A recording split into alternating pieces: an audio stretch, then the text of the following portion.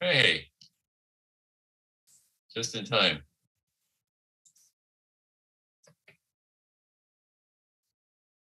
Say it again. Oh, yes.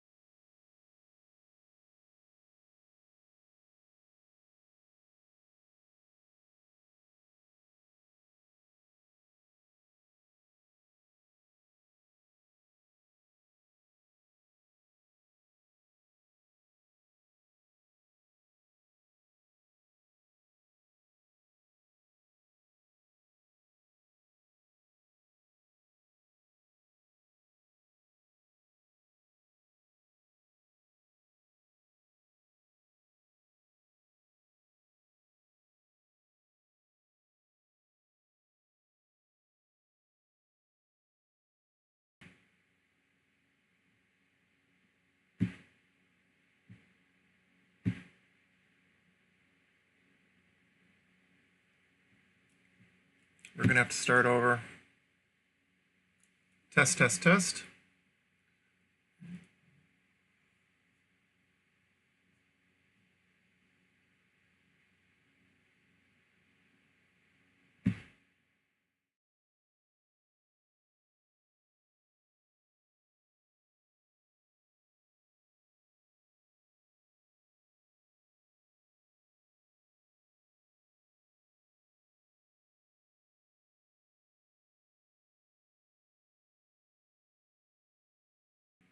So it's going through there, checking 1, 2.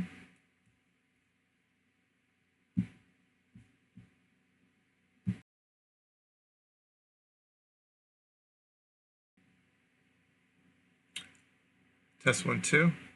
Okay.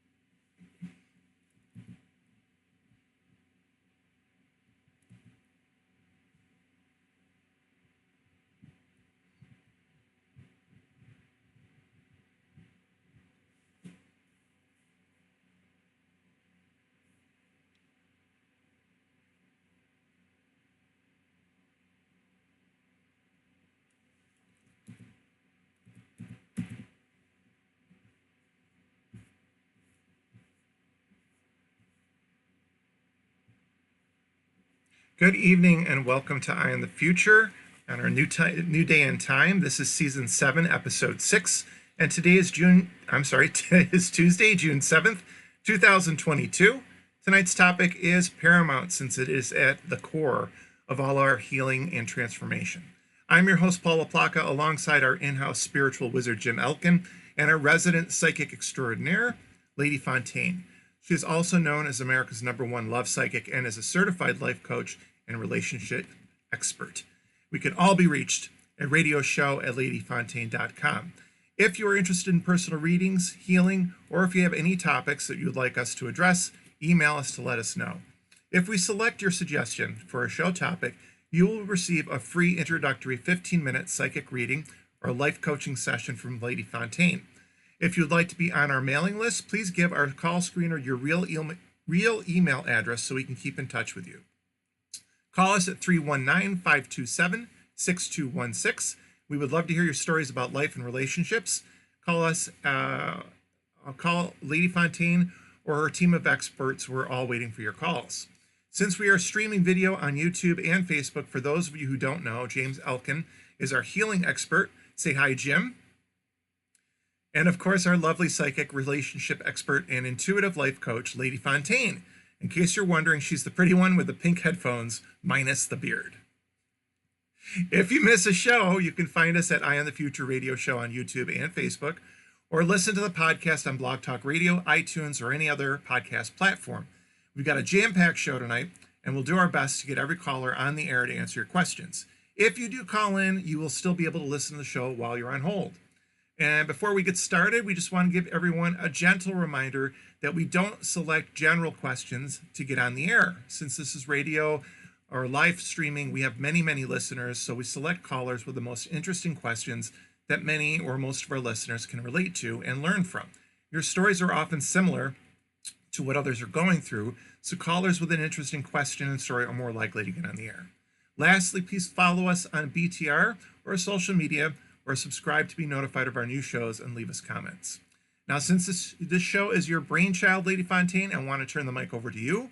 But before we start, I am anxious to hear all about your new psychic matchmaking service.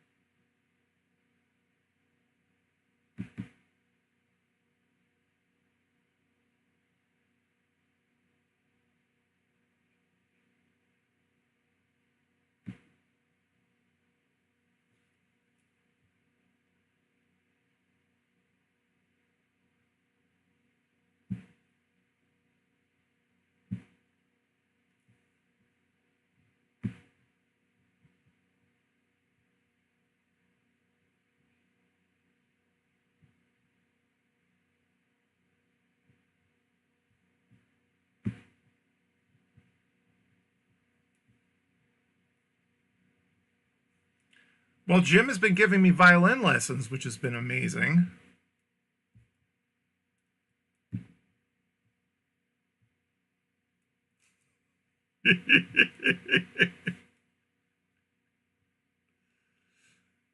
Yeah, I don't think I didn't feel insulted.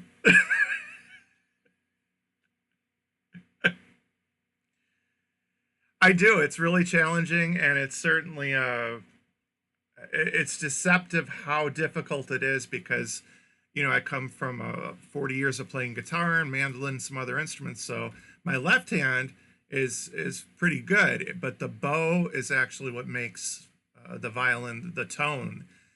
So learning how to make the bow stroke sound good is really challenging. So it's been fun, but I was hoping it would be going a little faster because I felt like my left hand, I play guitar, my left hand, nope, the right hand is where it's all at to make the sound. So Jim's been helping me quite a bit.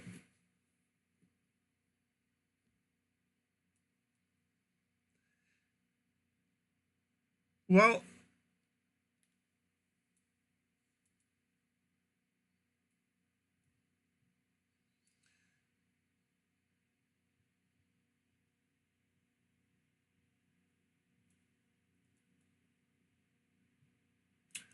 actually, it's Drift into Black is the next current one, but Critical Consciousness is down the road. That's my next solo project. I got the violin under an endorsement from NS Designs, which is Neil Steinberg's company, Steinberger's company.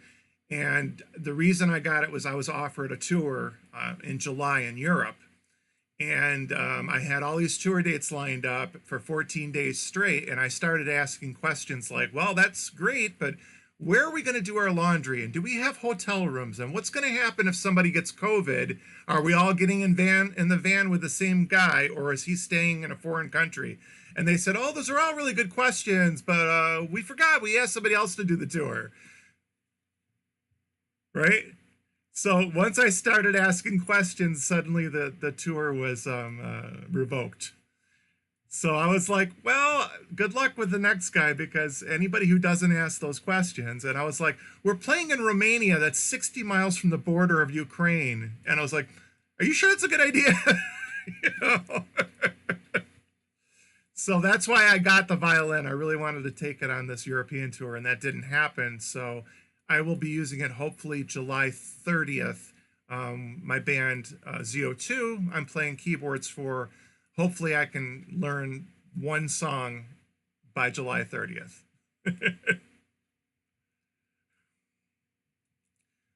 It's a long shot. It's a real long shot.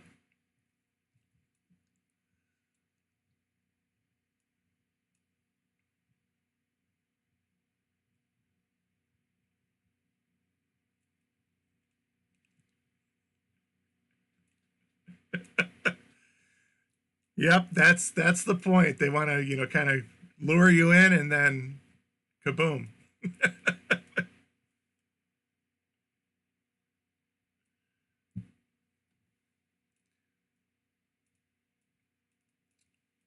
Yep. Dynamics are important.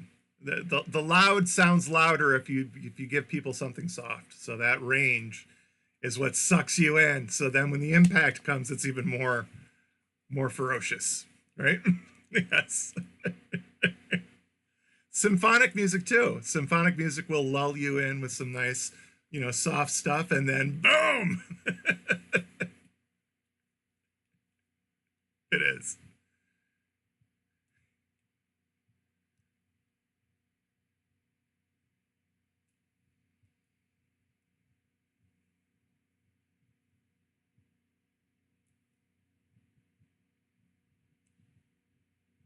Yeah, makes it fun.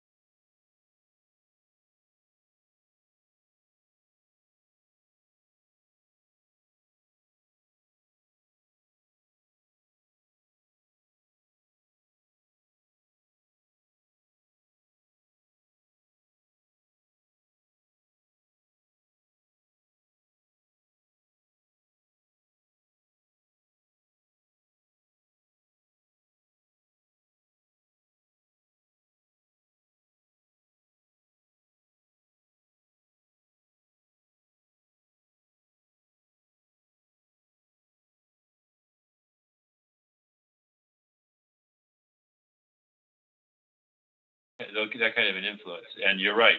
You would be in a place where you wouldn't have property, or your property would be taken away from you a lot. Um, if you lie a lot, then you'll find yourself born in a place where people don't trust you, and you can't depend on where you are. You can't depend on anyone.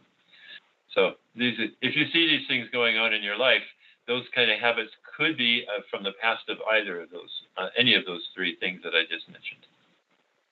I've done shamanic journeying, and that was for me quite eye-opening and amazing. But after going through a bunch of stuff with a neighbor accidentally or negligently poisoning my dogs and a lot of dogs dying, I struggled a lot with trying to figure out how to get over the trauma.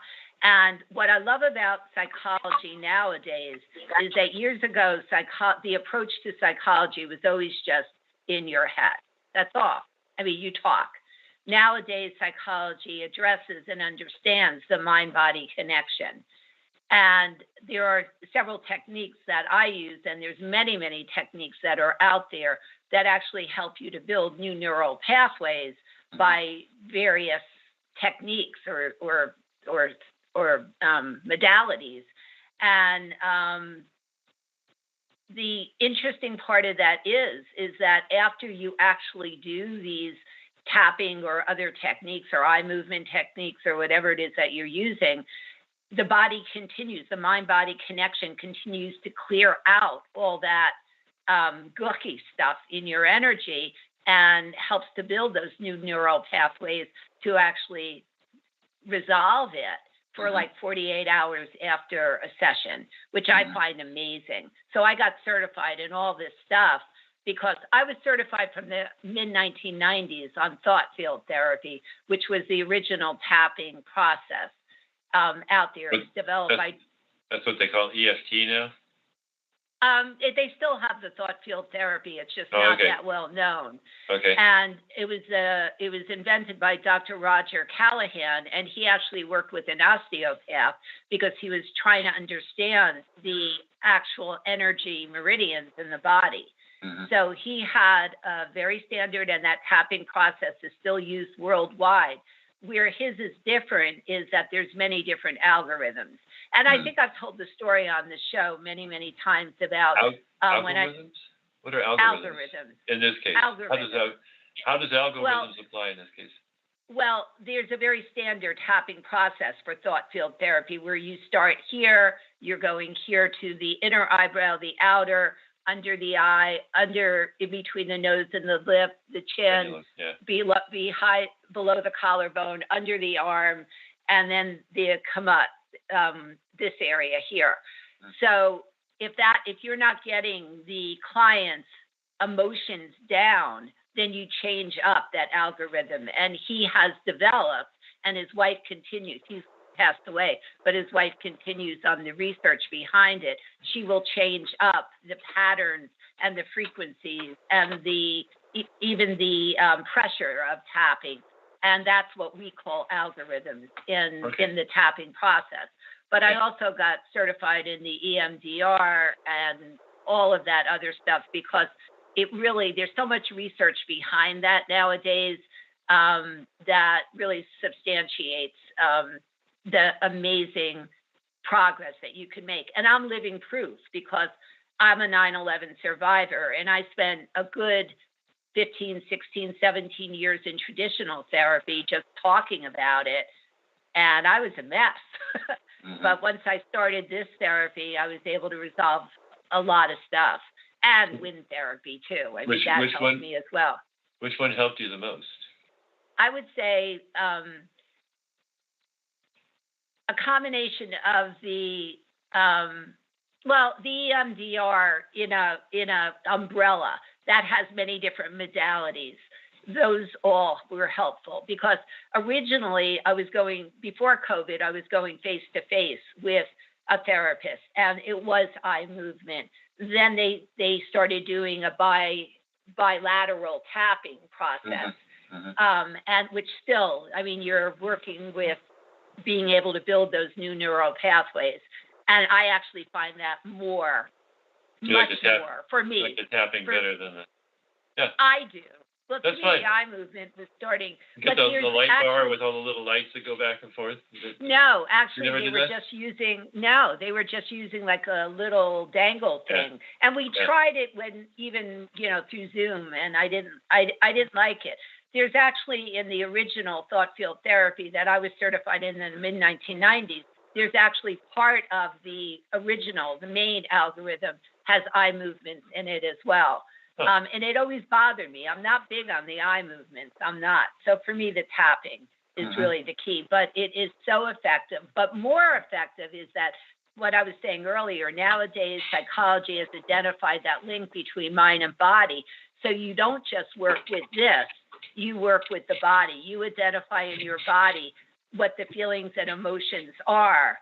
And even any stiff points, any nervous feelings, any tension, anything that feels different in your body, you identify that and you focus on that. And there's various techniques in being able to release those body sensations through tapping and other means. Mhm. And that's really what brings those new neural pathways to start releasing all the trauma that we Mhm. store in our body. So Very I nice. find it amazing. It really is. Psychology's come a long way since we were in school. Yeah. I don't know. Do you have a degree in psychology? I don't. No, I have a lot of Oh. years. A lot of years going to therapy, but I never got a degree in it. Oh, all right. Because I But have I- my degree in psychology, but it doesn't matter because Mhm. everything is so different today. It Mhm. really, really is different. And you work pretty much the same system that I do with inner child work. Okay. Where did you learn that? Through your own experiences in therapy? So the very first therapist that I ever had my parents and me read a book called the something Child Within, The Child Within, or something like that. It's like the very first book that was ever written on inner child work by the therapist. He was doing that work with me while he was also having my parents read it. So that was probably 1960. Wow. 65, Wow. somewhere around there. No, 1965, yeah, somewhere around there. It was very young. So that's where I first was introduced to the idea. And so it's been lingering around in my aura all my life in some way or other. So did that resonate with you at that age? The reason No. why I'm asking, Well, this right, me guy- too. We don't want to talk about this guy. This guy was not Okay. a good person. He told No. he talked to me for a long time. When I finally revealed a little of myself to him, he went and told my parents everything I said. Oh, God. Total That's really- violation of everything. Right, I'm Yeah, just going to say that. No. That really That is. wasn't good. You Shouldn't know, have for done me, my first introduction to inner child work, because I was broken back then, is how am I going to nurture me Mhm. when I've never been nurtured? And I had such resentment to that idea of having to do that because I didn't feel like I was able to. Right. But, through the years of healing in different ways, you get to the point. Because one thing I really want to point out, and somewhere after we take a few calls, I want to talk about a situation. I want to talk about two situations, a recent client situation, and I will not use names, obviously, and something that is going on in my life. And I want to explain how I'm dealing with it, because my technique is a million times different than 99% of the techniques that clients use. And I'm just going to give you one quick example. I have a client who works at a very major car builder place, Factory? like, yeah. No, she's a salesperson now. Oh, okay. And she said to me last night or the night before, there's somebody in her office that, there's some sort of chemistry and everything. And she says, well, what I always do is, I just block them out. And, this way I don't think about it or worry about it. But I said to her, that's absolutely the wrong thing to do, because you're just repressing an emotion and it's going to keep coming up. And what I want to talk about tonight, once we take a few callers, is how I do it. And it's a 180 to what she suggested, because the technique I'm going to teach you tonight is the only way to really get it resolved. Because the more you give your power away to whatever it is that's bothering you, and the more you try to shut it out. Like what happens when you go to the gym and you do resistance training? You build stronger muscles. So when you try to resist thinking about somebody, or you deny that you have feelings for somebody, what happens? It grows stronger. At least it doesn't go away. It doesn't go away. No. It doesn't go away. So I'm going to talk a little bit later about some things like that. But I'm curious, like who we have on the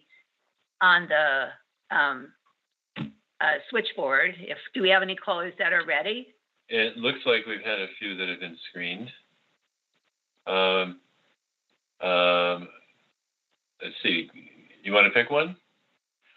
Can you see them? I only see the first one has a description. I'm sometimes delayed here in getting the. Do you have more descriptions there on the other ones? Yeah, I'm getting a lot more. All now. right. They all Okay, popped so up. then pick whatever you want. Oh, now I see one coming up. Let's The talk to second this. one is too general. How about this one? Tanika, how are you? Hi. Hello, I'm good. Thank you. How are you? Hi, Lady Fontaine.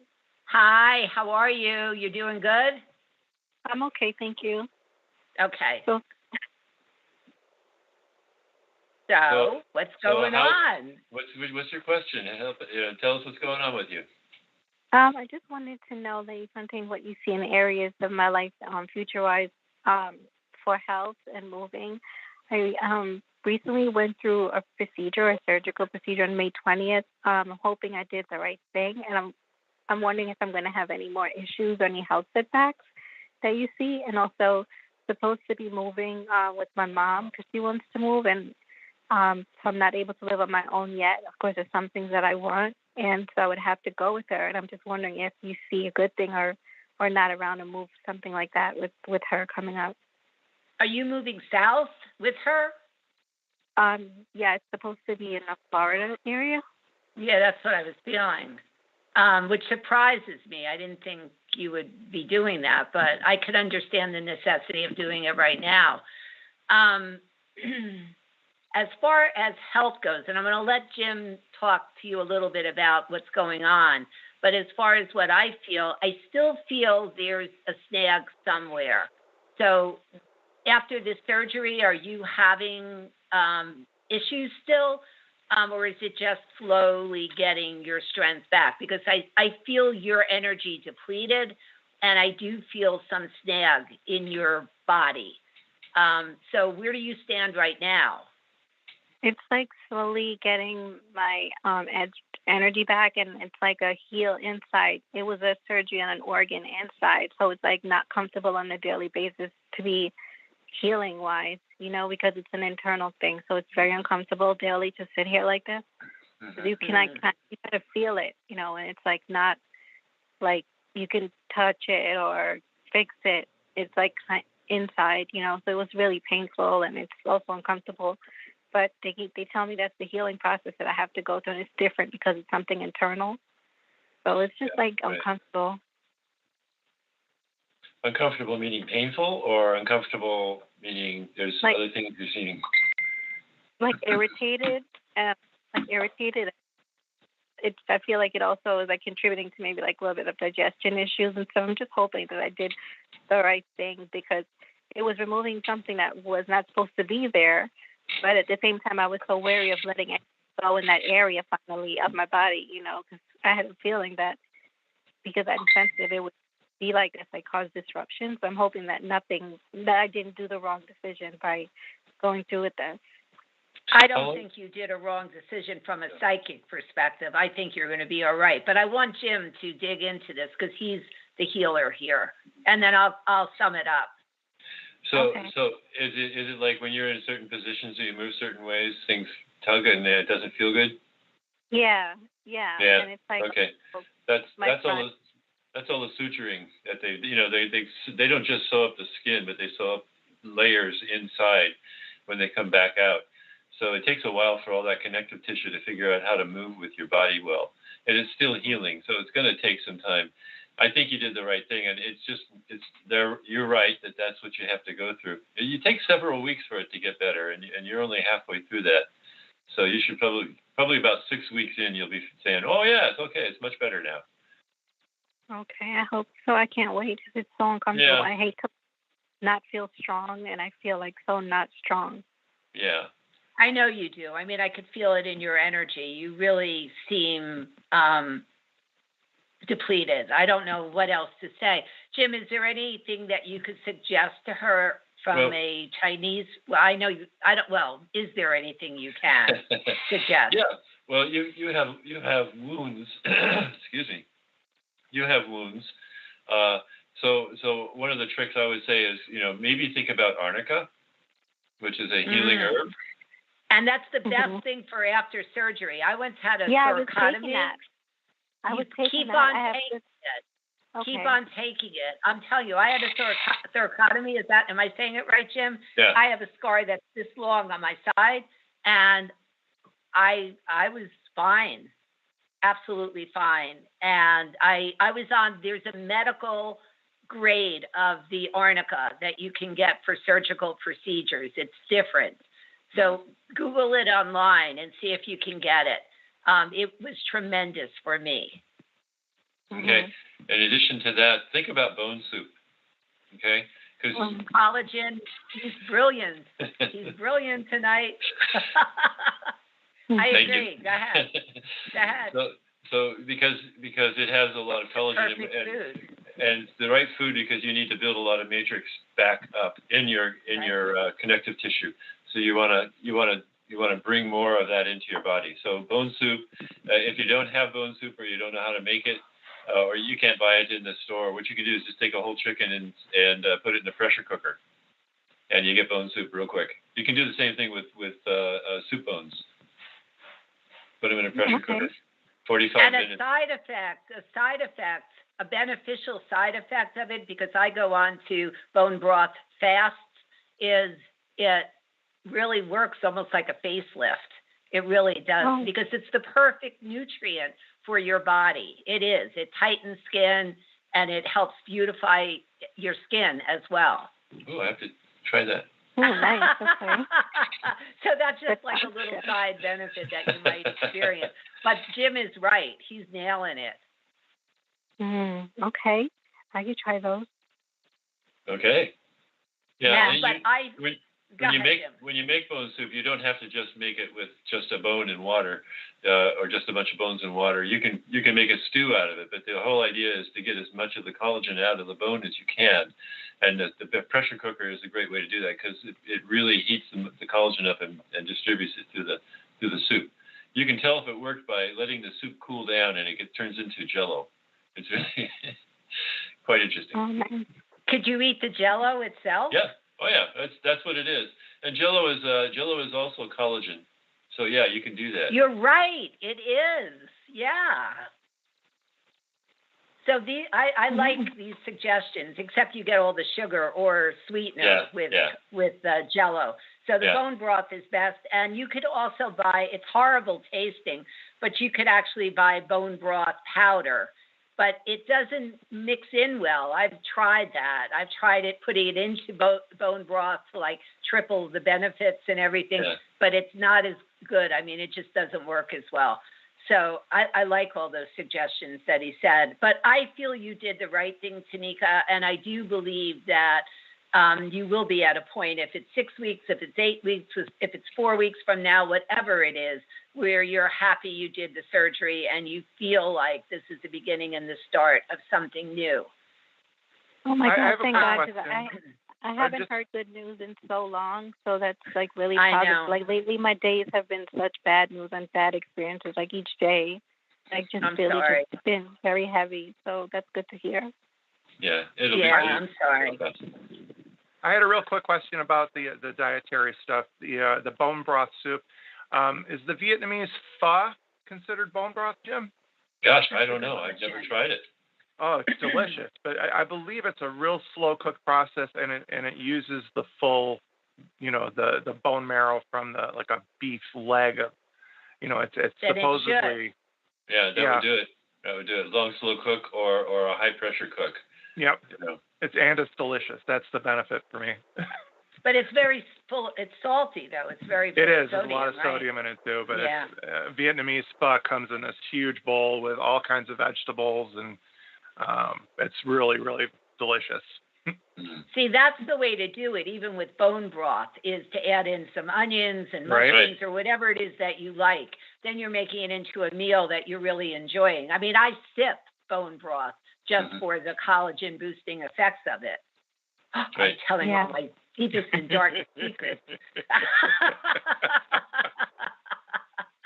But I think it's a great, great thing. Now, as far as the move for you, Jim, was there anything else you wanted to share That's with it. her? I'm good.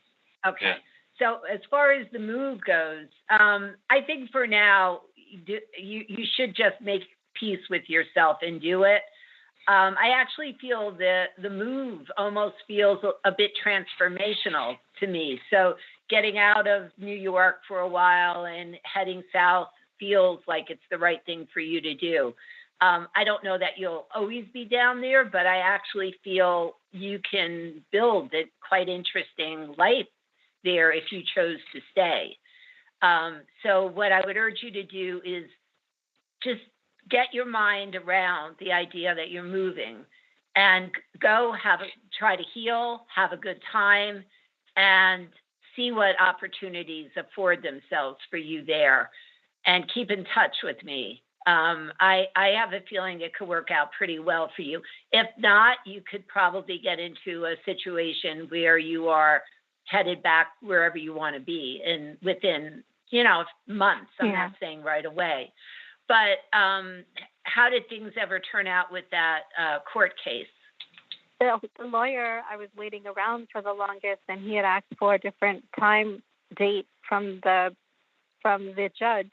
So the judge said, okay, fine, we would send you a different date. And then I was waiting months and months, and then I would text the lawyer every once in a while to ask him, have you heard anything? And then he would just be like, nope, not yet. Like he kind of just faded away. And he finally said, oh, I think they dropped the case. Sorry. I think they deemed it like not eligible. And I said, but I didn't even hear anything. We didn't even get a chance to fight. And he's like, I'll send you the paperwork. And he hasn't sent me anything.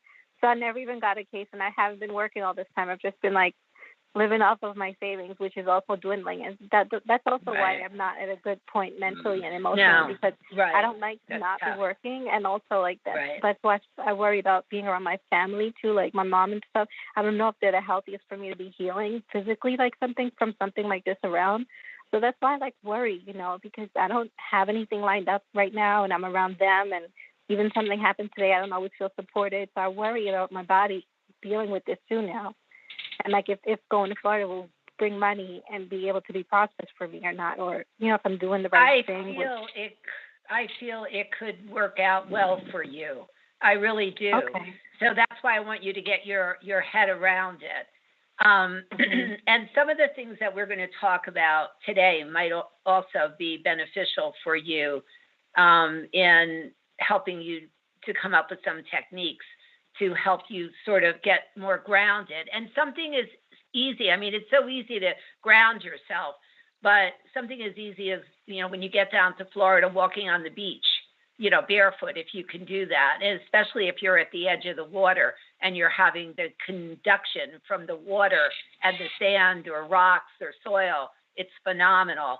But even for now, I know you're in New York, but I mean, are there any trees nearby that you can go to? Kidding? Touching. Right. Sorry. Well, I There's trees everywhere right now. It's crazy. Right. Well, you're up further than she is. You're in the city somewhere, Tanika, right?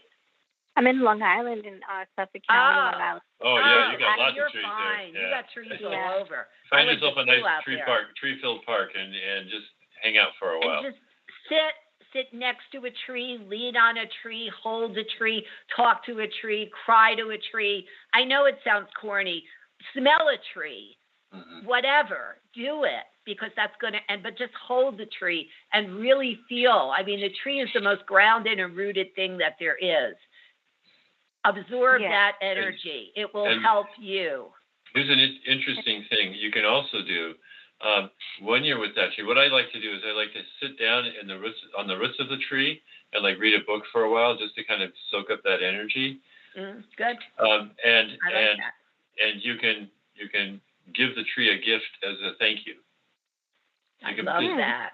Bury a quarter or something like that at the roots of the tree. Mhm. It's just like a little offering to the tree in gratitude for its help. That's So wonderful. nice. I love that. There's a Yeah. tree outside of my chiropractor's office that I always spend time with. I'm going to give it an offering next time I'm there. That is so sweet. Right? Yeah. Yeah, Even the I've done tree it. out in my yard that I go to a lot. Mhm. I think that's beautiful. But Yeah, it was very Tanika, nice. try that. Get yourself grounded because I'm telling you, this can turn out to your benefit. Don't resist it. I just put something out on Facebook the other day about, certain paths just open in your life. Follow them. Don't resist them. This one you're being forced into, and sometimes we're forced into it because we resist and we resist and we resist. And then it gets to a point where the universe is like going, well, bang, bang, bang, wake up already. And it clobbers us with stuff. So I think you're at that point right now. And I think stop resisting and start going for it. And you have an opportunity right now to move south with your parents. Do it, and do it with love and hope and anticipation and, expect good things. Yeah. Okay. I will.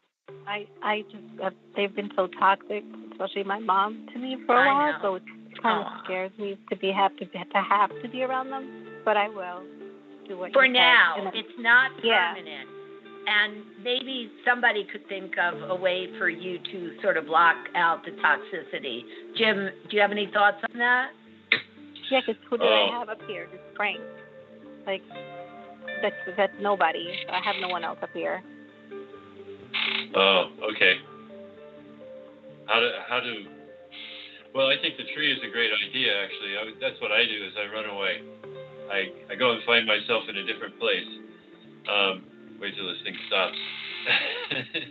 You can hear And this living music. in the now, too, right. Even living in the now, really getting yourself into feeling, like wind blowing through your hair. Like you've listened to the show for a long time. I'm always talking about being on a motorcycle. I mean, there's no feeling like the wind blowing through your hair, and I mean, it's an amazing feeling. So imagine that, or become aware of colors like purples or pinks, bright, vibrant colors to get yourself into the now. Jim, No, I want to turn I it know. back over to you.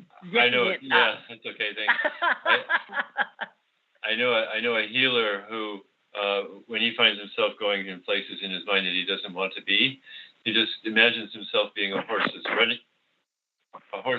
on the beach, in the tide. So you got all the Oh, water wow. splashing around, and just I am that horse, and just being that horse, and it takes Oh, on wow. a total different personality. It brings a whole That different- is a powerful Yes. image because you could That's what feel I it. am. I'm a horse Yeah. in Chinese astrology, a earth horse, so that's also Oh. why I There you go. like to feel strong, and that's why this bothers me so much Mhm. because it's like everything about my nature. Like I like to feel strong and free and independent to Mhm. choose where I want to go and just to get up and go. This is like physically and emotionally like very hard. Sure. So, but Sure that's it what I is. am. But that visual and feel it, become that stallion or that horse. You would probably want to be a female horse, a foal, A mare. a mare. That's what I know about horses. Thank you. Yeah. But you still embody that strength and that power and that freedom of movement. I think that's the answer for you. Okay, that's such good news to hear. Thank you. And keep us posted. I will. All right? Okay. Yeah, Good to talk. and I'm gonna check out the show on Amazon and go and make some bone broth and take my Annika. Yay! said. All right, good. And Thank I you. think next time we talk, you'll be in a lot better shape. I hope so. I can't wait. I'll keep you And posted. also, you might want to think of. Well, I'll send you an email. I'll send you an email Okay. with some other ideas. All right. Yeah, I'll look out for it, and I'll let you know more about like something else I wanted to ask you, but I won't keep you any longer. Thanks. Okay. All right, Tanika. Okay. Take care. All right. Blessings Thank you. to you. Thank All you. right. Bye. Bye.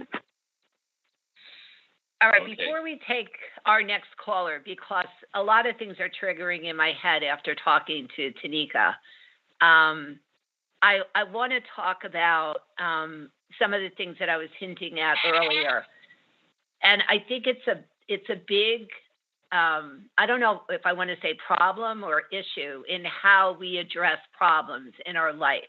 Mhm.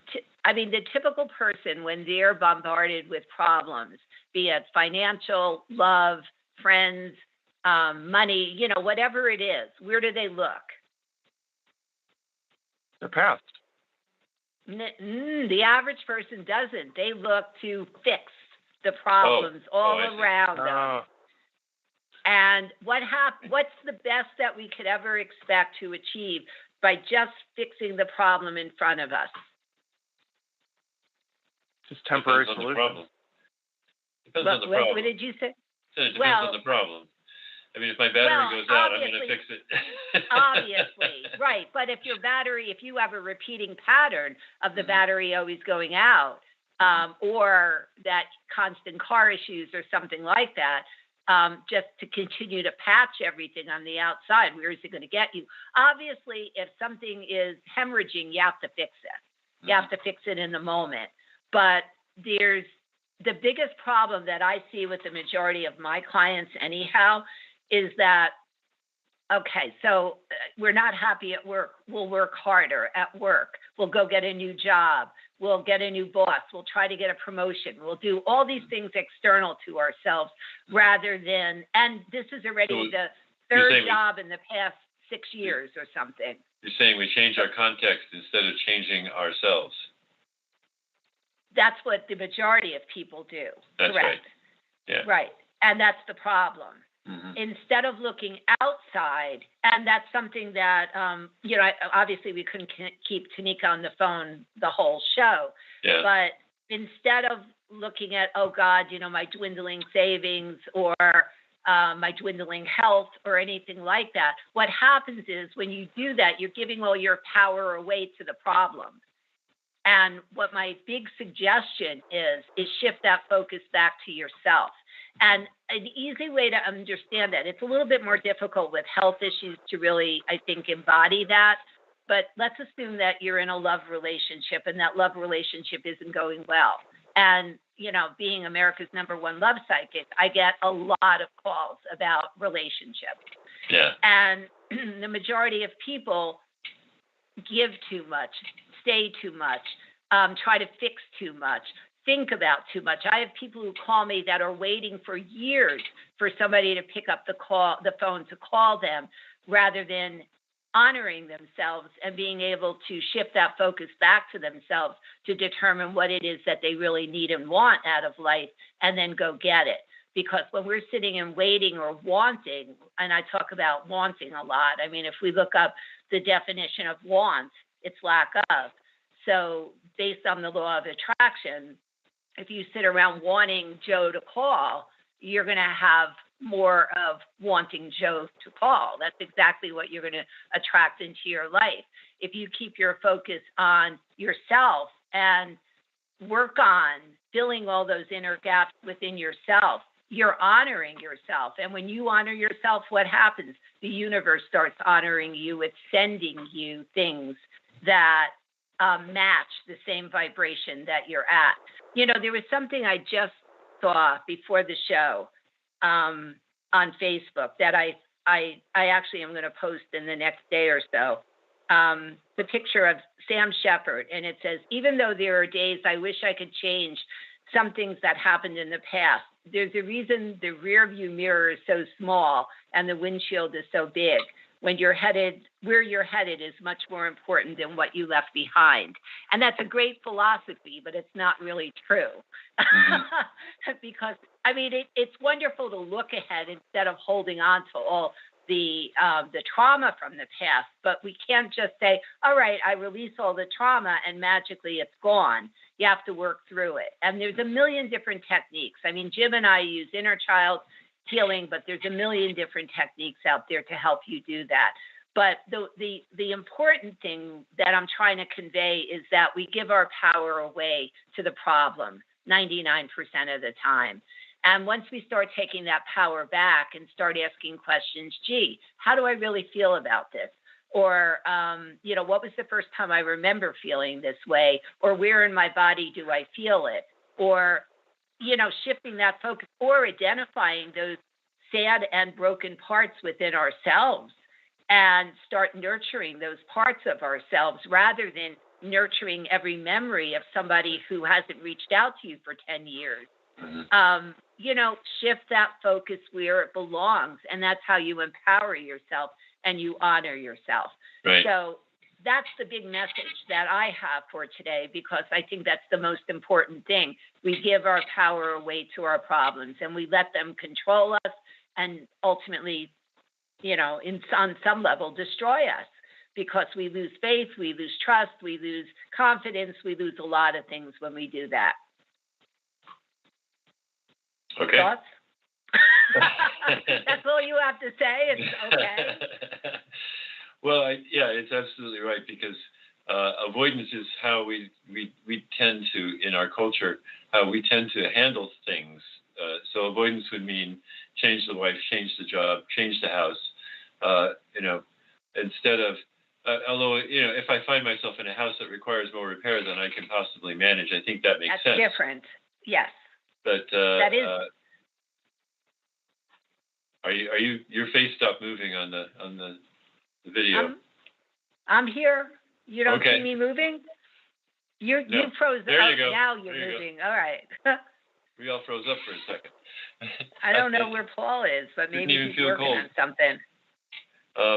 Anyway, but there, when you finally found that right place, the grass is always greener, and you're going to go over there and then realize, well, maybe it isn't so green here. Maybe it's because you brought the brown with you. You brought the burnt grass with you there. It's always. Yeah, it's often the case. So, yes, it's really good to, instead of running away from the problem, to actually. Somebody just did something here, so I'm going to check it. Okay. It's better to actually confront the problem, to confront the actual source of the issue, and in many cases you go, well, what's the source? Well, that's a meditation problem for me. That's going inside and actually honestly asking myself and waiting for an answer, or a journaling problem. I'll sit and journal. And I'll go, okay, what's going on? Why is this happening? And then I'll just let myself free associate, just write down everything that comes up. And it's really incredible how that's for me is the biggest tool that I've found. But I've used a lot of other tools with other people because they don't like journaling. Or it doesn't work for them. One of them is what you mentioned, inner child work. And that's a lot like a shamanic journey, the way I work it. Because I take people, to a place, and I say, so you've got this thing that's going on all the time.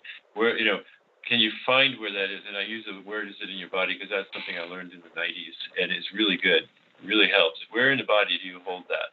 Where can you find that? Just scan your body and find the place.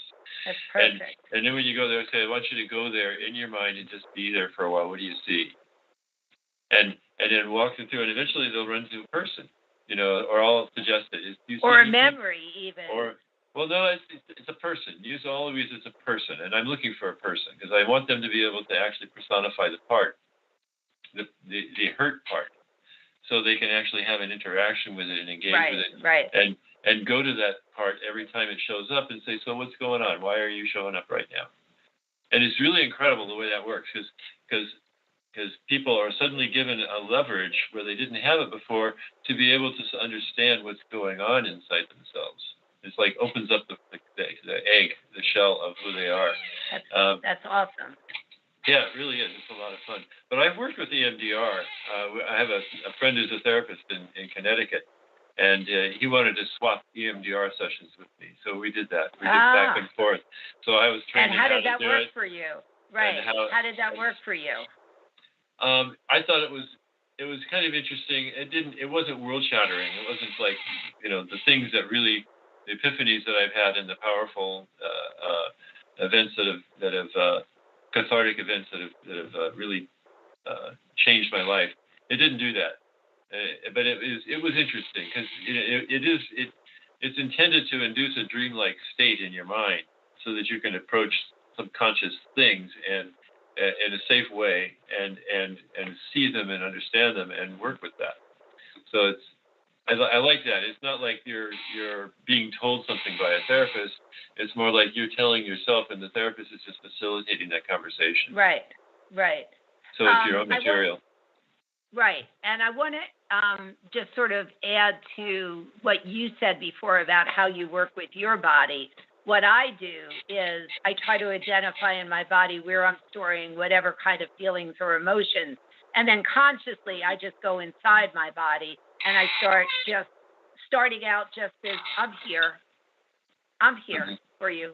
I'm here to listen. I'm here to learn. Is there anything you want to share? Is there anything you need? And I start just having a dialogue. Sometimes I could feel that part just as happy with me being there. Sometimes that part of me just wants to be left alone, and I will honor that, but stay nearby if it starts to open up. But I want it to know that I'm here, because that's what I was talking about before, is that we give it all away to stuff external to ourselves, and we don't have that inner connection.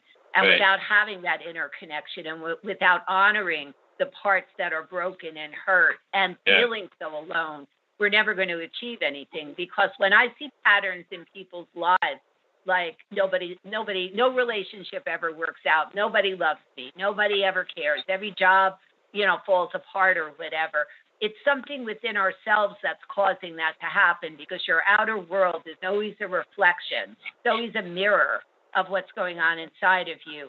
So to start honoring those parts and being there for yourself is the most powerful thing. I mean, I just said to a client yesterday, they're saying, Joe doesn't love me anymore. And I said, start loving yourself. You'll see how quick that will turn around. And it's not a matter of pretending. You can't pretend, but it's giving yourself that love. And I remember, a few months ago, we were talking about one of my friends from way back from Brooklyn, Pat. Remember we mentioned her a while ago?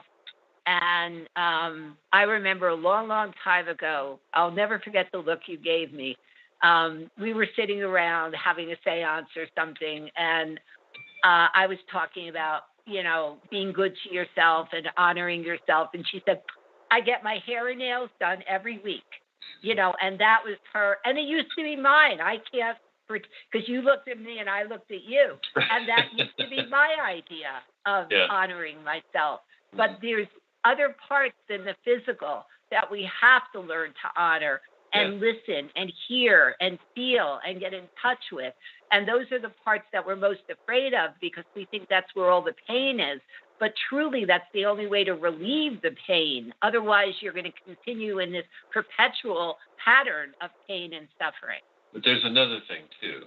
And that is, what happens is after you've gotten to know the part and you finally developed a relationship with that part and you respect each other and take care of each other, you enter into a place where you're in integrity with all of your parts.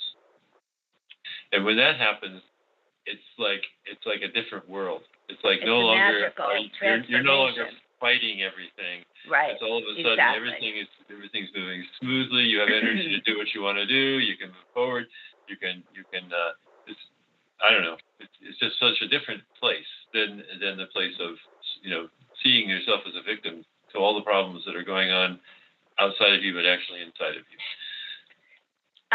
There is a new system of inner child work, intra-family systems or whatever it is, that works with the various parts of you. It's not necessarily physical. Sometimes it is, but it has that same effect as you identify all these parts.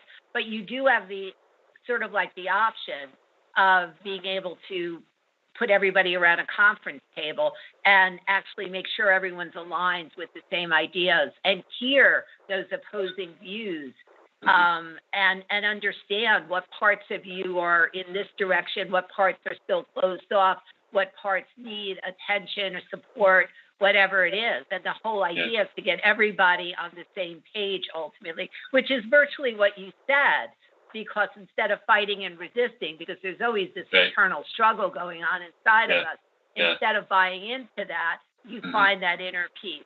And there's a million ways to do it. That's why I always say, my way isn't necessarily the right way for everybody. People have to find the systems that work for them. And there's a million out there. We're just proposing and talking about some that we're familiar with. So have you heard of rebirthing? Yes.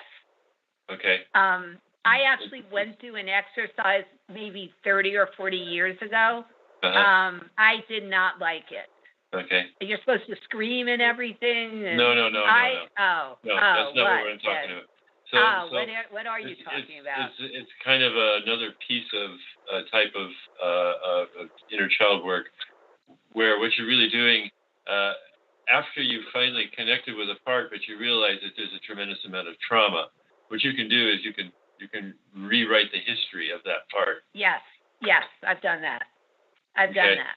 It's kind of like there's the past is something that lives in our ear, between our ears. It doesn't live in the real world. There is no past. If you're in your present experience, there's no past. It's something that comes out of our minds.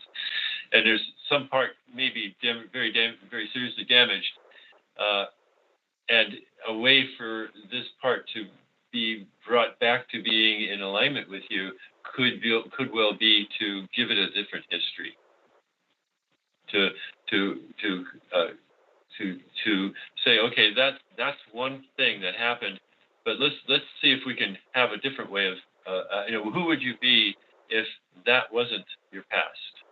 And let's give you a new past. This part, let's say this happened instead, or I can go back in time and actually be my own advocate in a situation. Somebody's going to do something that's very traumatizing, and I can stand up to them and protect the inner child who's behind me and take them on. Well, that's my technique that I work with clients. That's the old technique. But I have to share this with you because you're going to get it. You know the house I grew up in, the big old house. Yeah. So that house has haunted me my whole life, the memory of that house and the fear of that house. And I had one great therapist that worked me through what you're calling the rebirthing process, which is part of the inner child work that I was doing with her. Right. And also we did a lot of tapping along with it. But what I ended up doing, I had such a big smile on my face when you were talking about it. At the end, basically what she has you do, and the three of us can relate to this because in some capacity we work with, in the movie industry. I mean, we have trailer sizzle reels. You guys have demo reels and stuff like that. But basically she would say to me, make your trailer or your sizzle reel and rewrite the story. So what I did was I blasted out all those spooky walls in the attic, and I made it all glass and white, and I could see and lit everything up and got rid of the closets, and I redid that room to my liking and the way I want it. So when I think of being up in that attic, I'm in this gorgeous sun palace. You said they have a new space. Yeah, it's a totally different image. Yeah. Yeah. Good job. And it's a totally different feeling now.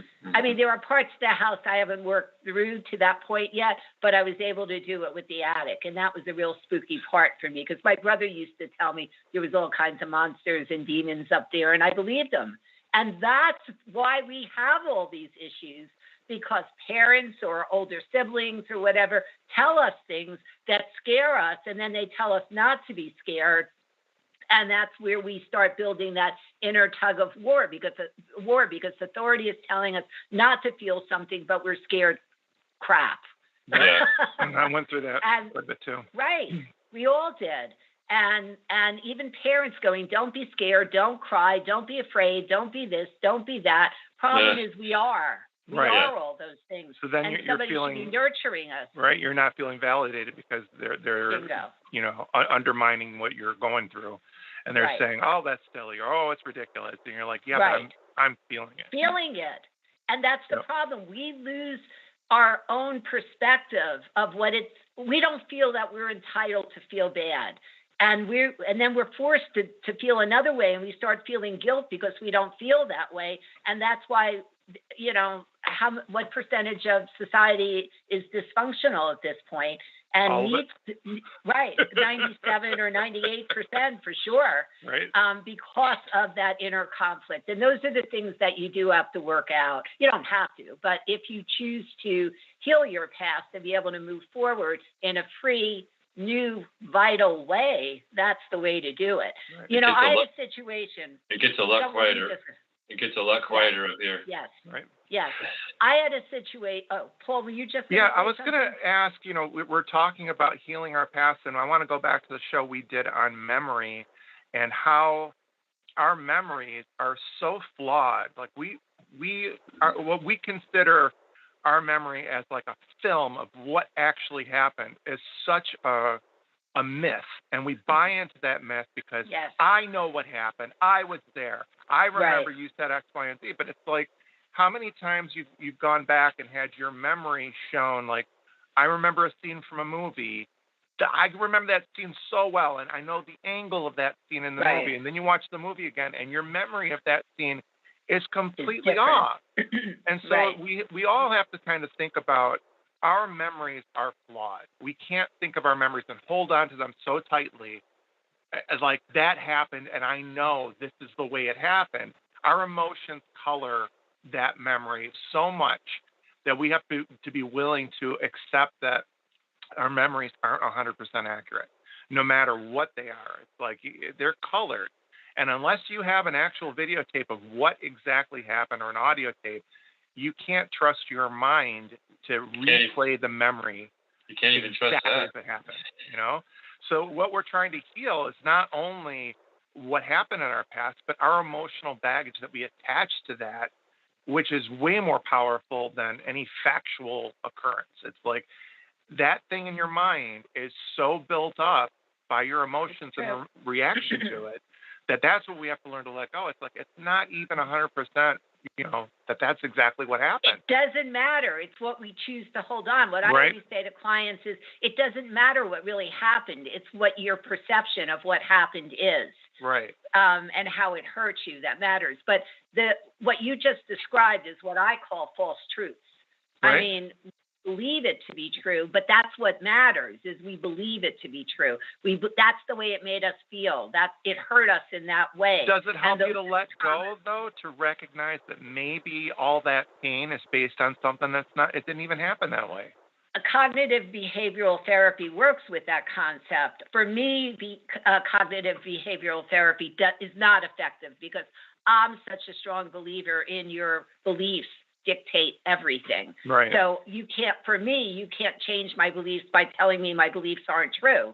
I've got to dig in deep enough to relive these things. Right. And what Jim is called rebirthing. I don't know what it's called in the work that I do. It's not called that. It's called something else. But whatever it's called, I find very effective. You're rewriting the story, and you're rewriting it the way you want it written. And I just do a sizzle reel or a trailer, and this is the new story. And I keep on reinforcing it, and I do it when I'm tapping. So this way I'm building those new neural pathways, and I'm able to free up some of that sludgy stuff in our essence that's holding us back. But what I find the most difficult thing for me and clients is certain things that we choose to hold on to that we just can't let go. Right. We just can't. We're not ready to let it go yet. We want to torture ourselves. And that's because of the past. Like, especially, for instance, if a child is always left alone, or a child is always told that they're not good enough, and you believe it. So that becomes the core belief that you have. Right. And what are you just going to say? I choose not to have that belief anymore. I choose to magically walk away from it. It takes a lot of digging. And that's why traditional therapy with just talking probably would take a lifetime to delve into it. But some of these new tapping or eye movement or whatever it is, I think they're very effective means. And I'm such a big advocate of inner child work. Great. To be able to help free yourself The from all problem this. The problem is they call it therapy, but it never is. It's only information. I mean, the whole belief in therapy Right. You're right. is if you get information, you will be healed, and that's their mantra. But it's not true. That's It just is not true. information. And You it's need just to words. you need to actually go through a therapy of some sort. You need to do some way of treating Right. yourself, and that's what we're discussing: is how you can actually integrate those parts and come to have peace with them, and even like them, and even nurture them, and even Bingo. accept them as The part nur- of yourself. Right. The nurturing part. And there's Welcome. another step that I do to what you talked about before is I give that wounded part a voice. Like you talked Yeah. about protecting that wounded part of yourself. Absolutely. And eventually I want communication with that part. I want that Yeah. part to be able to share with me what it needs and wants. I could do it very effectively with the tapping, but you could do it just in your head or thoughts Yeah. or whatever. It doesn't really But matter how you do it. It takes a while, and at least in the work that I do, usually the patient will actually confront the individual. They'll see the individual and recognize them, and the individual's position will give them information. Right. Their posture and their emotions. Interesting. But they don't give them words. They won't talk. And I'm like, it's okay. It'll come. Right. Talk to the part and see what happens. We always give them a name. They always have to have a name. Hey guys, Interesting. we got a lot of calls today. Oh, All let's right, go. we Let's can dive take. back Yeah, in. let's go for it. Let's go. Okay, there's one here I've been looking at. I want to hear from this person. Okay. Jessica? Yes. Hello. Hi. This is Jim. How you guys doing? Okay. Okay. Good. So What's your story? before I ask my question, the girl that you spoke to before, I actually live in Suffolk County, Oh, wow. and there's a park called Gardner Park. It's a dog park on Main Street. She should try that. It's beautiful. Tanika, she's still on, so hopefully she heard you. Thank Yes, you for what's the name sharing of that. What's the name of the park again? So in case she's running for a pen, what's the name of that park? Sure, it's Gardner Park on Main Street. Gardner Park. Okay, that's not easy to forget. Gardner, it's true, Yeah, right? where gardeners go. Okay. Thank you so much, Jessica, for sharing that. You're welcome. Okay, so I was dating someone for about 13 months. I met him online, and after the first 8 months, he ended things and came back a month later, and then ended things again back in February, which was 6 months.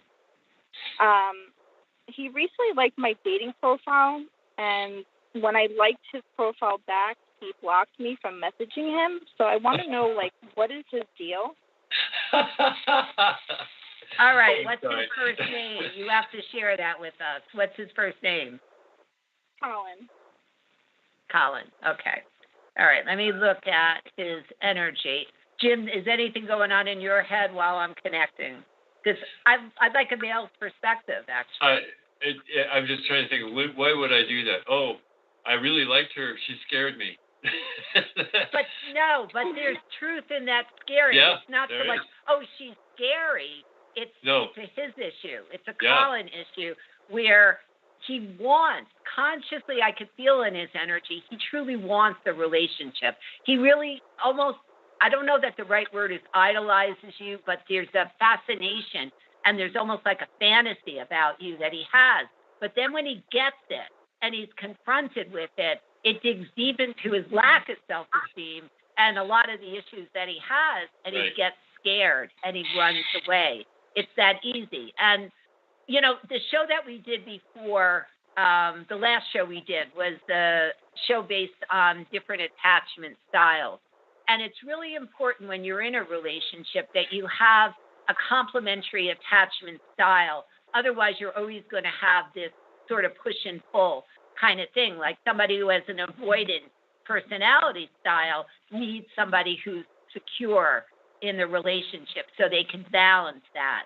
But what I feel in his energy, he's totally off the charts in his being avoidant and being anxious. I feel both of those in his energy.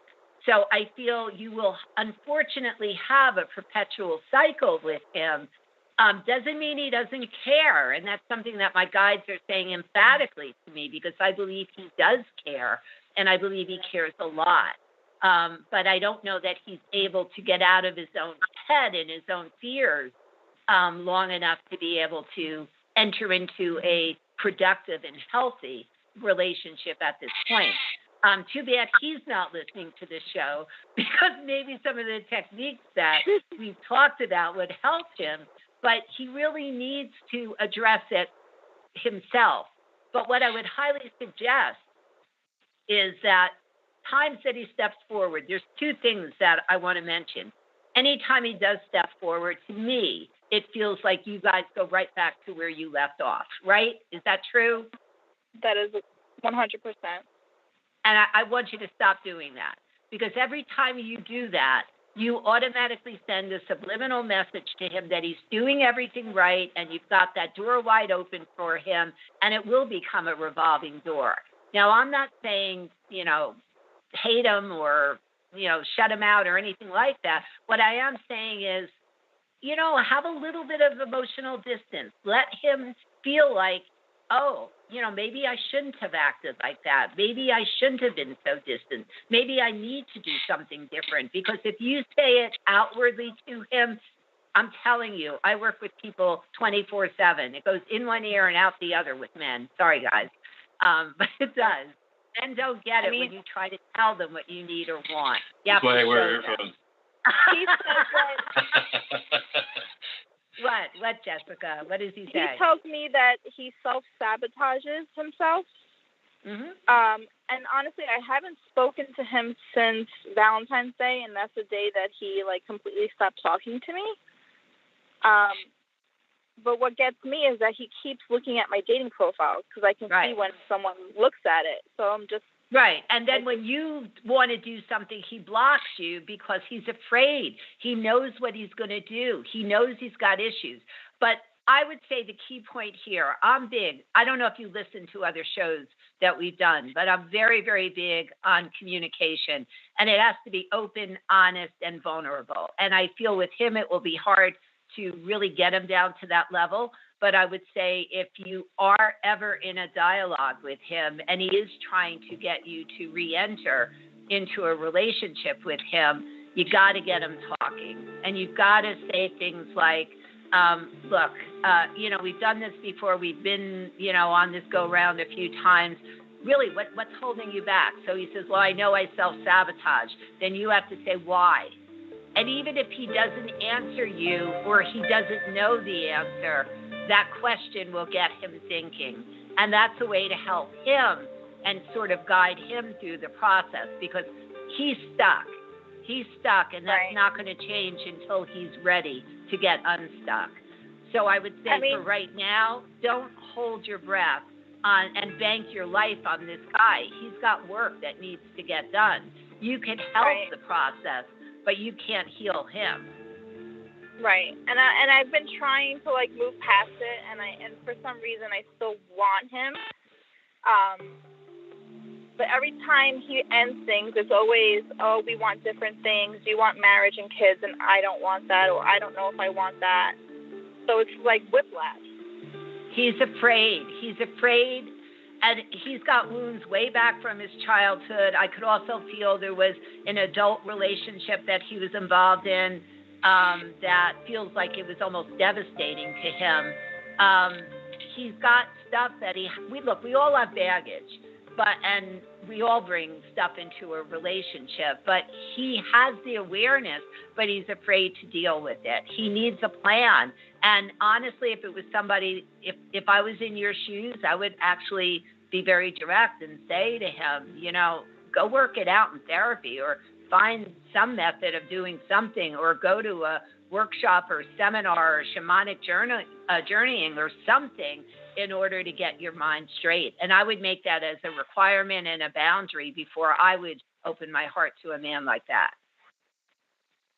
Okay. So from what you're saying, does that mean that he's going to make contact? I don't feel you're done. Even though he's playing this cat and mouse game right now, I don't feel you're done. I feel he will make contact. I don't know that it's going to be this week or next week, but I do feel probably before the end of the summer or shortly thereafter, you will hear from him. But again, how many months is that going to be? 6 months since the last time you spoke with him? So I urge you, do not move fast. Do not go right back into it. Do not give him any breaks. Let him know in words such as you say, we want different things. Honor yourself and make it all about you. What I need in my life is consistency, or somebody to be there for me. And you're setting the baseline for him. Either he could reach it or he can't. If he can't reach it, then we've talked about doing a show on letting go, haven't we, Jim? I think so. If it wasn't a real topic, at least it was a major part of one of the conversations we had. I think that we need to do a show on that, because I think that's the hardest thing. And letting go does not mean barricading a door and never speaking to someone again and having all this hatred and animosity or anything like that. It means shifting, like I said at the beginning of the show, shifting your awareness to yourself rather than them being the answer or that they're feeling something in you. Find those places in yourself that they're filling, and work on filling it yourself. And that's when you're going to see true transformation in the relationships that you have, as well as the fact as you shift and change, everything around you shifts and changes. So therefore, you might just be able to see some major changes in him, because it's just like I say to my clients, if you're tuned into a certain energy frequency, just imagine like a TV set. Channel 2 in New York was what? CBS? Right. And then Channel 7 was ABC. So if I'm watching CBS and I'm on Channel 2, and what are the chances I'm going to get Channel 7, ABC, The Dating Game, or something on Channel 2? It's not going to happen. It's a different frequency. So we need to get your frequency shifted away from needing, and instead of needing all this stuff from him, fulfilling it in yourself. And then everything that starts coming towards you is totally different. And he could actually shift and change if you change. Happens a lot. As people have those inner shifts, everything around them. What I find is either the person shifts with you or they shift away from you. Right. If they shift away from you, you're at, thank God. They shouldn't have been there in the first where place. Was I? Yeah. Right. Where was I to even think about that? If they shift with you, it's glorious heaven.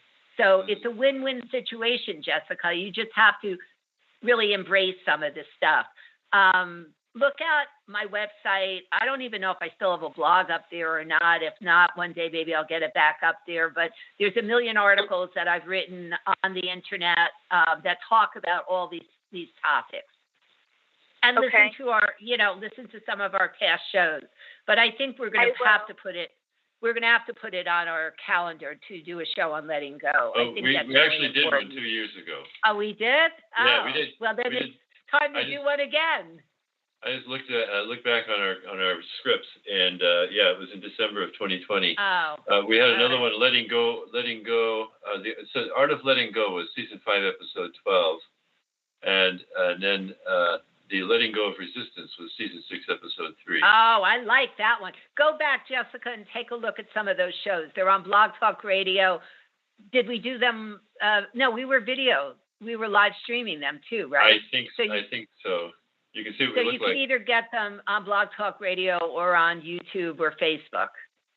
I definitely will. This is my first time calling, and it's been amazing. Thank you. Oh, we're delighted that you called. Thank you. Okay, one more? Yep. Okay, let's go with Lisa. Okay. Hey, Lisa, how are you?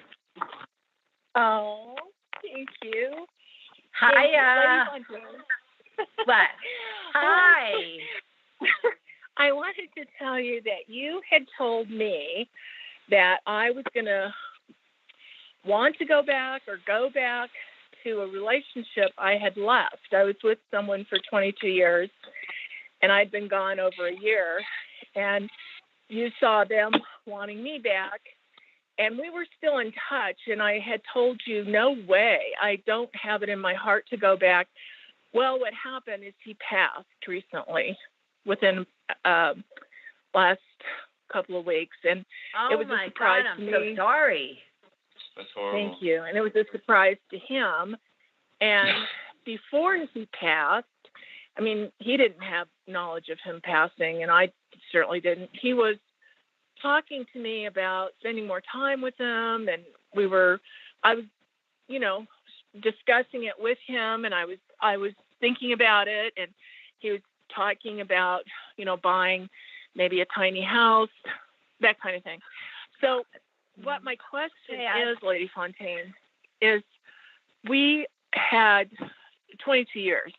So we had stuff together that my state does not recognize common law, but we owned stuff together. And I'm trying to find, this week I'm taking a death certificate to one of the professionals that he dealt with in his taxes, and I'm going to give him the death certificate. Do you think that will lead to contacting, because the 22-year relationship was pretty secretive about his past, and will that lead to any, like a lawyer, a will, something along those lines? Do you see me coming out okay where I don't lose anything?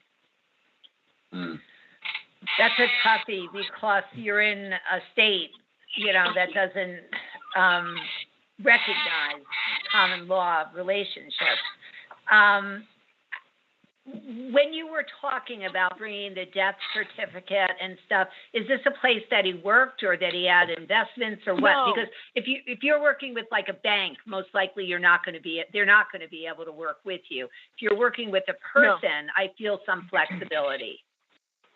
No, I wasn't even going to be part of it. I was just going to drop it off. They knew who I was because I had been present.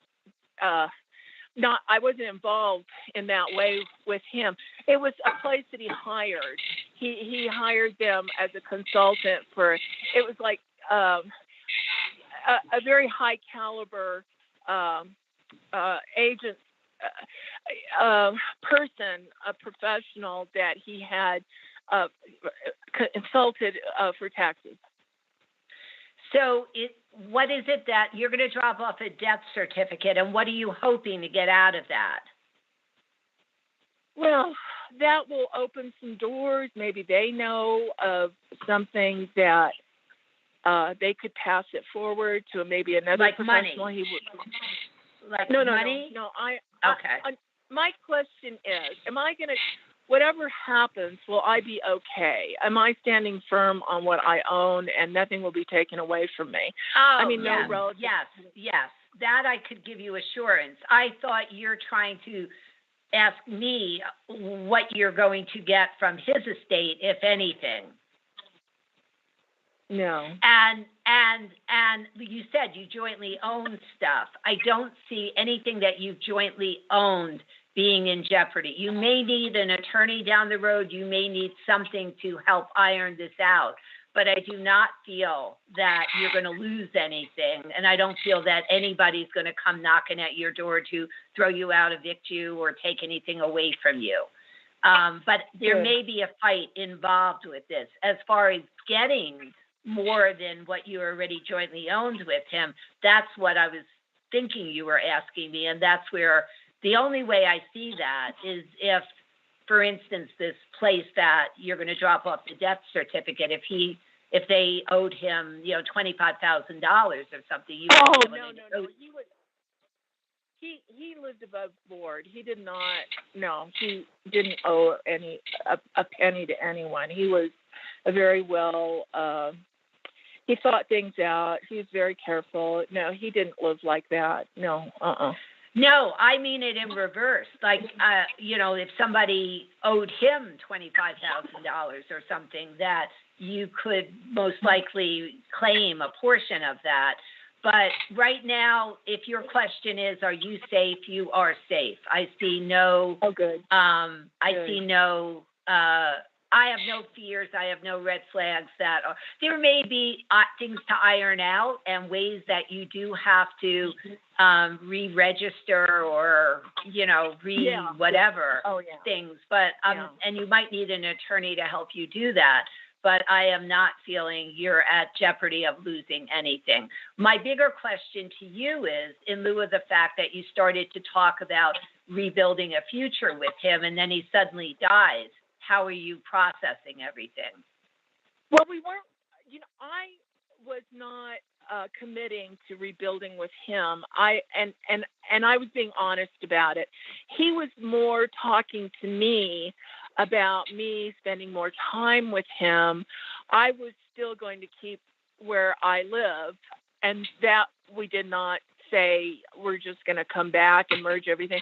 No, he was thinking about, and I was talking to him about that, like maybe buying a little tiny house, and I could stay there for a number of days in the tiny house on my own near him, and then we would be doing things that we needed to do, business-wise and stuff like that, and spending more time together, where he, like that. No, but I was not planning, and he wasn't going there with that in mind. I wasn't planning on just eliminating what I have over here, but and I was being on, we weren't like being deceptive or anything. We were just kind of exploring the idea. It was more practical. And when I had talked to you, I had said, oh, never, I would never go. But then I could see, if it was set up like that, where we weren't like, in one roof and that kind of thing. But now, how am I doing? Well, it's hitting me harder than what I thought it would hit me. I know. I just didn't expect him to go. I know. My story is not original. I mean, a lot of people think they have all the time in the world to say I things. know. And even though I spent the last 4 to 5 days by his side helping him, I still, until he took his last breath, I didn't realize he was passing. And I don't think he knew it. I don't think he knew it. So I think we were both like taken back. And I don't know, it's just so wild. I know, Like I'm so sorry. Thank you. Everybody has this story. A lot of people have this story. I'm not the only one. And but you're going through it, Lisa. Right now, you are the only one that matters, and that's why I'm very appreciative that you're sharing your feelings and emotions with us. I know it's an awkward way of doing it, but I felt like you needed to, and you do need support, and you have our support. It's a horrible scenario that you're going through, and I hear your caution, and I feel your caution, and even how you're wording things right now, that it was practical, it was this, and it was that. But I could feel, just like I told you, whenever it was that I told you that you were going to consider going back with him, that there was more there, that, a twinkle of hope or a twinkle of connection was re-sparked in some way.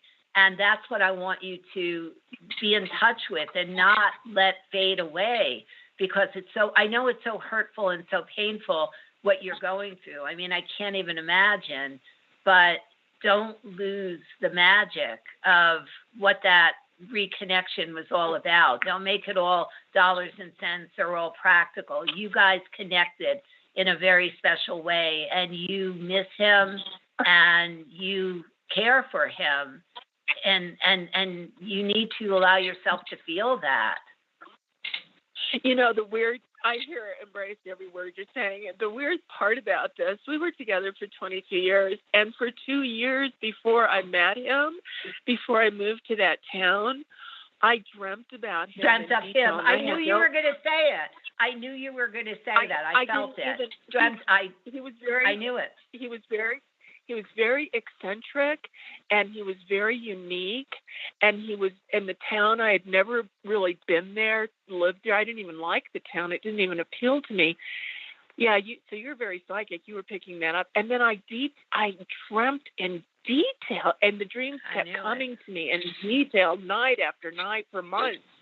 And so when I finally met him, and eventually I remembered the dreams, I would tell him, and I just, now that he's passed, I'm like, gosh, what was that all about?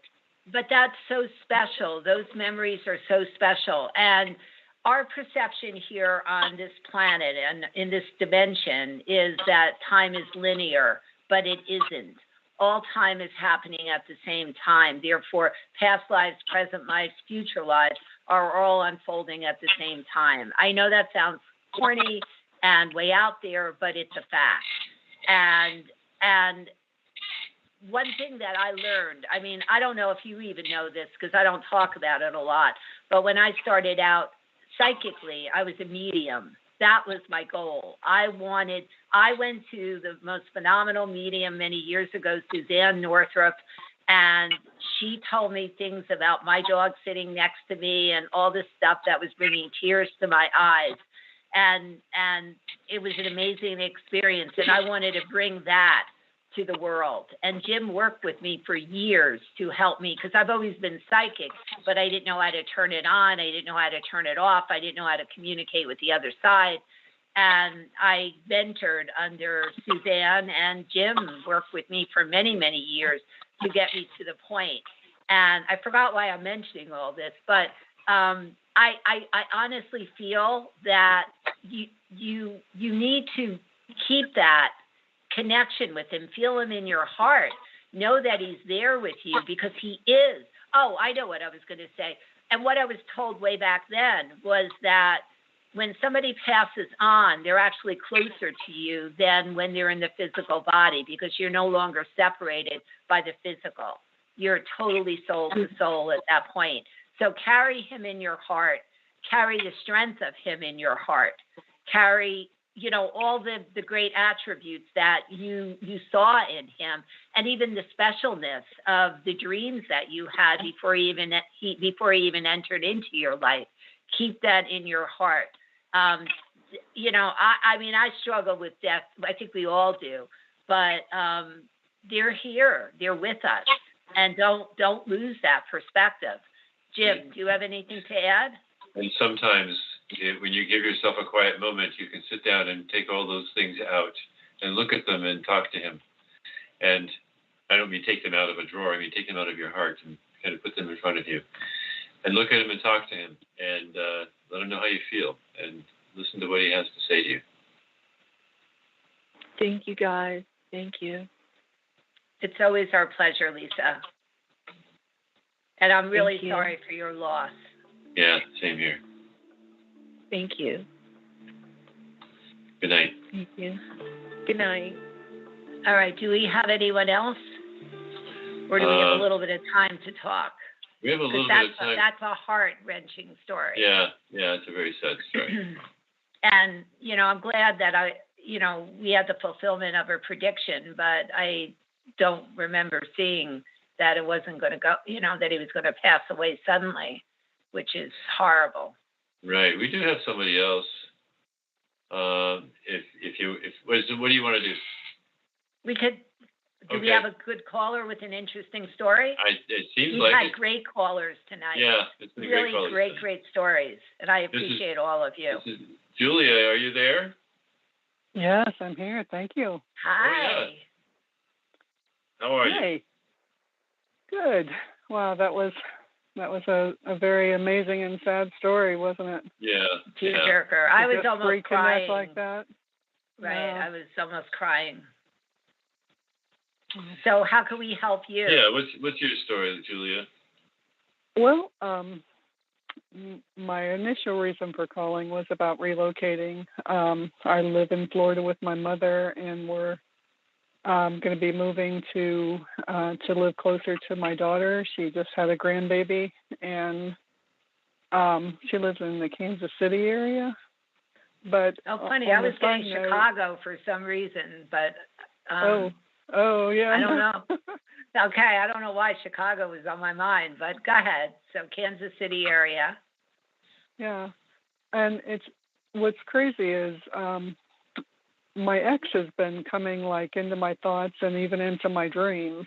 We were married for 30 years and we've been divorced now for 6 years, but he, time to time comes to mind and even in my dreams, and I was just kind of like, okay, what's going on with that? Because, it's been a while now. It's not like it just happened. So just curious. Right, but still, and what's his first name? Kent. Kent. Okay, let me just look at his energy and your energy and see what it means, if anything, and see.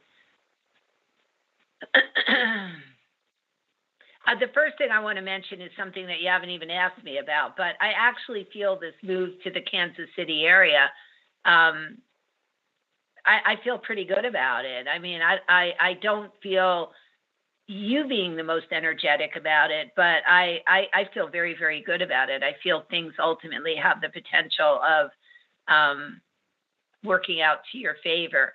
Is your ex in that area? No, he's still in Colorado, as far as I know. Because I'm having a little bit of difficulty in drawing in his energy to get the kind of information that I need, which leads me to believe that you right now feel that you're in somewhat of a vulnerable position and are sort of drawing, even though his energy is coming to your through your dreams, that you're drawing on some of his strength or that sense of partnership, even though obviously he's not a partner right now. I do have one question for you, though. My guides are saying that you have great depth of memory of your dreams about him. Is that true? It's a So are you remembering in great detail the dreams? Once I wake up, I don't. I just, when I first wake up, it's like, wow, I wonder why I was dreaming about him kind of thing. But I don't always remember dreams. Actually, I very rarely remember dreams. So. I want you to start, journaling and writing them down, because I do believe there is a message in here for you, because I'm getting that very strong from my guides. As far as, are you asking me if there's going to be a reconciliation or anything like that? Are you inquiring about that? Is that your underlying thoughts or question? I would like a partner. I would like a life partner, but not necessarily reconnecting with him. Good. All right, because I don't really feel it because his energy comes in so weak, but I do feel there is a message here. My guides are very emphatic in telling me there's a message in these dreams. So I want you to start writing them down as soon as you wake up. Keep a journal by your bed or a diary or something that you could write in. And I want you to be using some of the questions and the skills that we talked about tonight in really trying to get, like, what does this mean? What am I supposed to see? What's in this for me? Because I do feel there is an important message. And I do feel some of it is tied into what you just said, which is that you really want a life partner. And I do feel that. So my suggestion to you is stop wanting it and start embodying it, and be that partner and be that support and be that strength for yourself, but leave yourself wide open to be able to draw in the right person for you. I'm actually scanning your energy right now just to see what I could pick up. Now, when are you actually doing the move to the Kansas City area? Well, I'm trying to coordinate a little bit with my daughter to help us, find a place. That's a little bit of the concern is like financially, finding affordable housing and that type of thing. But I was hoping, like, by the end of the year at the latest, my landlord where I live now, he's already given us a notice that he's planning to raise the rent. And so it's like, well, if I'm going to move, we probably should do it, before the rent goes up. And Right. Well, right now I'm seeing, I'm not sure if I'm seeing the move or the potential of you meeting somebody else in March of next year. That's why I asked you when you're actually doing the move. Let me just look at the logistics of you being able to move by the end of the year. I'm getting somewhat of a positive feel of it. Like you said, you're going to coordinate with your daughter and try to get all the pieces together. And there's a very good chance that you can. I mean, obviously, mortgage rates are high right now. Real estate is high right now. Everything is high. So it makes it more difficult, but not impossible. I feel where there's a will, there's a way. And I do feel there is a way for you to do this. So I would say I'm not giving you a firm prediction, but I am going to say that I'm relatively comfortable in the fact that you could find a place before the end of the year. If not, it would be the very early part of next year. But my guides are shaking their head, no, it's going to be this year. So I feel comfortable in saying that. As far as a life partner, energetically, to me, it feels like you have, and I don't mean this is the visual that I'm getting, and I don't mean this in a negative or insulting way or anything, but it almost feels like you've built a cocoon around yourself. So I feel that you haven't really been really open, emotionally open to letting anyone else in. Is that true? Yeah, you could say that, yeah. I would say that's the first step we need to work on. And I actually feel that some of the dreams of your ex are giving you that kind of message that it's time. It's time that you buried some of the hurts and some of the pain that you were dealing with the divorce and the marriage. It actually feels like, because it feels like for a big chunk of your marriage, there was very little there. Is that true? Because it feels like you guys were going through the motions and kind of just hanging in there like by a thread for a while. Yeah. Yes. So this show is really the right show, that because we haven't spoken to you before. So this was the right show for you to call in, listen to some of the techniques that we talked about, try to apply some of them to yourself and do that inner work. You will, and I'm going to repeat that, you will draw in a life partner, but you're going to do it at the right time, because your energy right now tells me that you're not going to be able to sustain yourself in going out there and getting hurt 5 times in a row in a 6-month period of time. And let me tell you, I work with people day in and day out, and that happens. You know, dating in the 21st century is not a piece of cake. It's really hard to do successfully. So work on yourself. This way you draw in the right person or people and the right opportunities. And you could just draw yourself in a nice life partner by the middle of next year. But I need you to work on you. I don't want that you set a goal and it's all external to yourself. It has to be internal. You have to start letting yourself let down some of those walls and letting yourself open up and be an open book, not just cerebrally, but emotionally. And I think for you, that's a little bit hard. Yeah. Yep. Yeah. You're right on point. Yep. Yeah, I definitely Jim, don't want to be hurt again. No, I know. None of us do, but love is letting go of fear. There was a book out there, it's almost like a book of cartoons, figures and everything. It was a small little book in the 1980s or 1990s. I don't remember who wrote it. Love means letting go of fear. See if it's still available. You might be able to get it used. It's a cute little book, but you're not going to be able to experience love if you let your fears keep it away. Yeah. Awesome. Well, thank you so much. I appreciate you taking my call. I know it's been a full show, so thank you for being It has here. been. I appreciate it. But thank you so much for calling. It was a pleasure.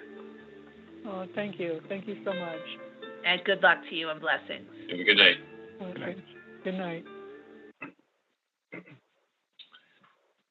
Hey. So, Wow. Mr. Paul, this was quite a show tonight. It sure was. We had some fabulous callers. Thank you all so much. These were Yes. great calls. And we're sorry we couldn't get to everybody. We still have a couple more holding on. I'm so sorry. We'll have to get to you next time. But we do want to say that, if you're just calling saying, what's my future look like? What's going to happen in my job or something like that? It's a general question. And we really look for stories around questions for, why do you want to know that and that kind of information. So it's good for you to try and come to us with a story instead of just general things, because we probably won't select you very, very highly. Right. And the only reason why is this is, radio, and we do live stream as well. But the stories, the impact. We had Jessica giving Tanika information about a park in Long Island, and people can relate to the stories. And that's why we look for, and we select the questions that are most sort of, I don't want to say common, but that are familiar, that people can relate to, because the advice that we give might just resonate not only with the person that I'm talking to, but also that Jim and I or Paul are talking to, but also any of the callers in queue. And that's why we do this show. Right. I had a personal thing that we're not going to have time to talk about, that I wanted Jim to work with me on the air, but probably by next time it won't even matter. It won't even be an issue. So, okay. Sorry. We'll we'll see how that works. But I wanted people to see the interaction and how it works. So maybe next time, if it's still an issue. Okay. I'm with it. Okay. We did it once in the air, didn't we? Yeah, we did. And I don't remember what the issue was that we worked on, but it's something. It was a caller. You called out to me for help, and yeah. Oh, this one is a me situation, and I'm working on me, but I was curious if you had anything to add to it. I see. Well, we'll save it for next time. What? You got 60 seconds. I know, 1 hour, so it's 1 not minute. enough time. I can't do it. The way I talk, I won't even get through the beginning of it, much less the four. Oh, that's why our show's 2 hours long? Yeah, that's it. I never shut up. But people do call in to talk to me mostly, I think. Yeah. But it is balanced, because I really do like callers to get, Jim brings the health perspective. Paul, you don't realize that sometimes your words of wisdom are so profound. You don't realize. Maybe you do realize it, but I don't think you do. I'm a wise old soul. But you are, no, it's not the fool part, but you are very wise. Old soul, yes. All right, we have to call it a night here. We're within 60 seconds. Thank you so much, Lady Fontaine. We want to thank all of our listeners and viewers who called in tonight or listened on BTR or watched this with live streaming on social media. We did enjoy hearing your stories, as heart-wrenching as some of them were tonight. Be sure to either follow us or like us on Facebook and YouTube. Our next show is 2 weeks on Tuesday, June 21st, and we'll be having a special guest, a good friend of Lady Fontaine's, Dr. Peter Hunt, who is a chiropractor and has developed a remarkable system of remote healing in addition to his very complex and revolutionary techniques. Do not miss it. Have any suggestions for show topics? Email us at radioshow@ladyfontaine.com or reach out to us on Facebook or Instagram with your suggestions, testimonials, or to say hello. Please visit Lady Fontaine at ladyfontaine.com for a reading or life coaching session. And for Jim at East West Healing Hearts in Hartsdale, New York, you can find him on Facebook, facebook.com/East West Healing Arts, or eastwesthealing.info is the website. That is it. Good night and have a great weekend. We look forward to seeing you all at the next show, 6 p.m. Tuesday night, Eye on the Future. Good night.